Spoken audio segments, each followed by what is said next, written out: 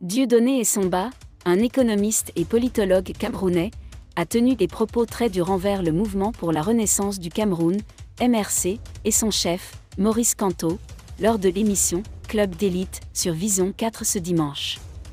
Il a soutenu que le Rassemblement démocratique du peuple camerounais, RDPC, le parti au pouvoir, se distingue par sa modération comparée aux autres partis de l'opposition. Désolé de vous interrompre, ce rapport peut contenir des commentaires soumis au choix de l'auteur.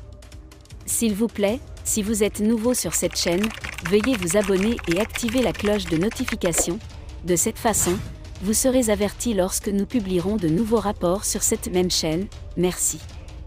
Selon Dieudonné Essomba, le cas récent de l'exclusion de Michel Noki, une personnalité du MRC, a entaché la réputation du parti d'opposition et l'a rendu effrayant. Il pense que cette sanction disciplinaire prise par le MRC à l'encontre d'une de ses membres ne fait qu'aggraver l'image négative de l'opposition auprès d'une partie de la population. Le politologue affirme aussi que Michel Noki, en tant que candidate, n'aurait pas pu gagner une élection face à Maurice Kamto, le leader charismatique du MRC. Il laisse ainsi entendre que son exclusion aurait pu être évitée pour préserver l'unité du parti et donner une chance à une éventuelle victoire électorale. Les propos de Dieudonné Essomba soulèvent des questions sur les stratégies adoptées par les différents partis politiques au Cameroun et leurs effets sur l'opinion publique.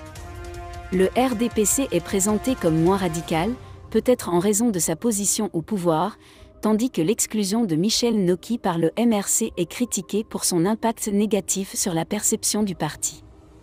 L'analyse de Dieudonné Essomba met aussi en lumière la rivalité entre le MRC et le RDPC, deux forces politiques majeures au Cameroun. Les différences de stratégie et d'approche politique entre les deux partis se manifestent clairement dans leur gestion des conflits internes et des divergences d'opinion. Cependant, il faut noter que ces propos reflètent l'opinion personnelle de Dieudonné Essomba et ne doivent pas être interprétés comme une vérité absolue. La politique est un domaine complexe où les interprétations et les analyses peuvent varier considérablement selon les points de vue et les intérêts en jeu. Mauvaise nouvelle pour 48 PCA d'entreprises publiques.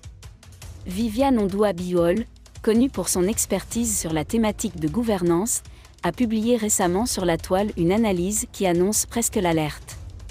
Le titre de son analyse, entre 12 juillet 2017 et 12 juillet 2023, au moins 48 PCA officiellement illégaux du point de vue des lois 010 et 011 du 12 juillet 2017.